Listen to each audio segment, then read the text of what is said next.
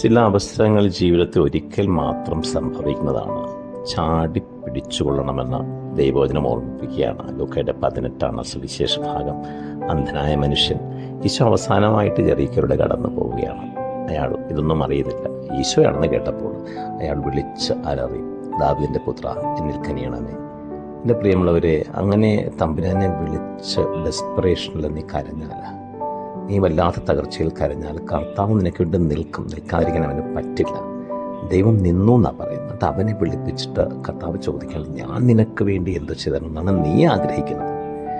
നീ ഹൃദയം പൊട്ടിക്കരഞ്ഞാൽ നിനക്ക് വേണ്ടി നിന്ന് നിനക്ക് വേണ്ടി എന്ത് ചെയ്തു തരണമെന്ന് ചോദിക്കുന്ന ഒരു ദൈവം നിനക്കുണ്ട്.